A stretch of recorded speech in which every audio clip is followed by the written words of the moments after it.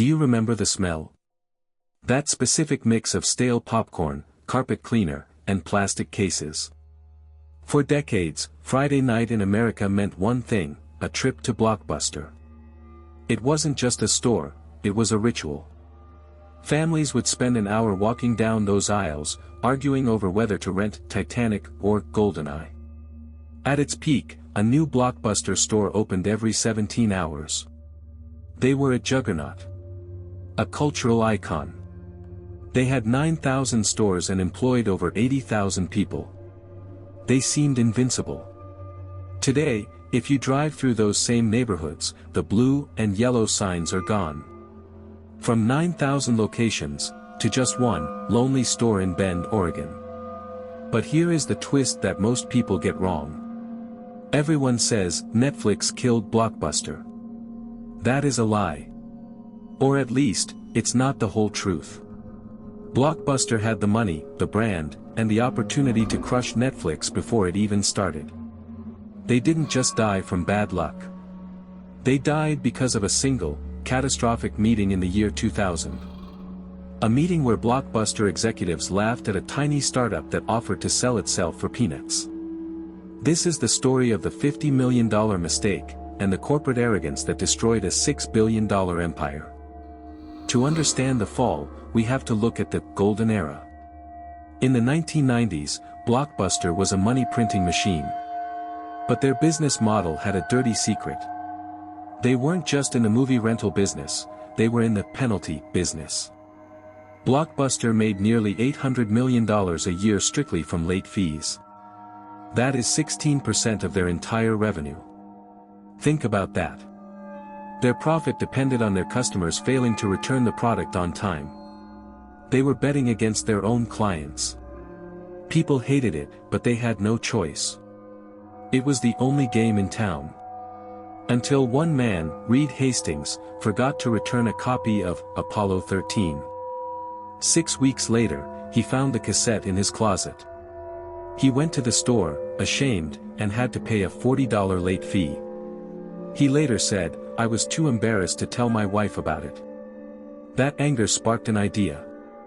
Hastings co-founded Netflix. The concept was radical: no stores. No due dates. No late fees. You pay a flat monthly subscription, and DVDs arrive in your mailbox. But in the year 2000, Netflix was bleeding cash.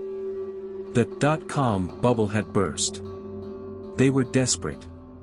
So, Hastings and his co-founder, Mark Randolph, booked a flight to Dallas, Texas. They secured a meeting with John Antioco, the CEO of Blockbuster. The Netflix founders were nervous. They walked into the massive Blockbuster headquarters, into a glass boardroom that screamed power. The Blockbuster team was dressed in expensive Italian suits, the Netflix guys were in t-shirts and shorts. The pitch was simple: Netflix would become Blockbuster's online arm. They would rename themselves Blockbuster.com. In exchange, Blockbuster would promote the service in their stores. The Blockbuster CEO asked, "How much?" Reed Hastings replied, $50 million. The room went silent. Then, the Blockbuster executives started laughing. Not a polite chuckle, but genuine laughter. They thought it was a joke. They politely declined and showed them the door. One executive reportedly said, "The .com hysteria is completely overblown.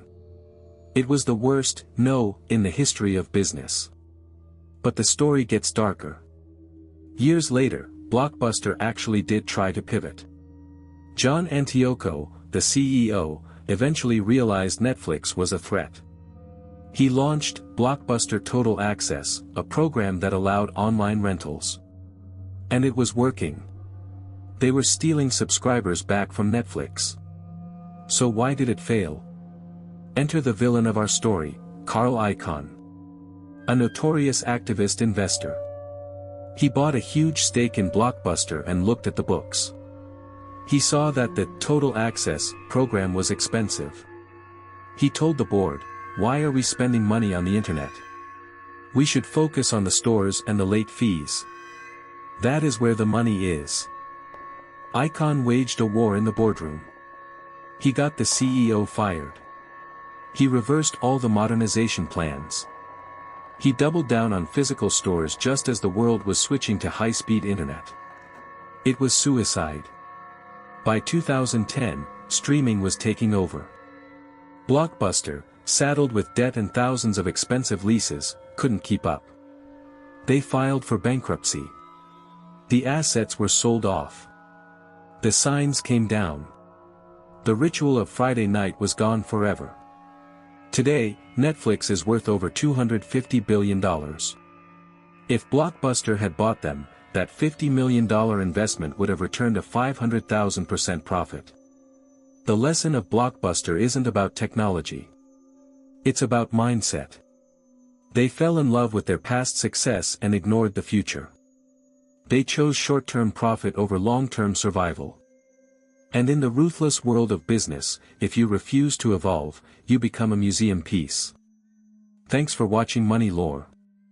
If you want to see more stories about how billion-dollar empires collapse, hit the subscribe button and turn on notifications.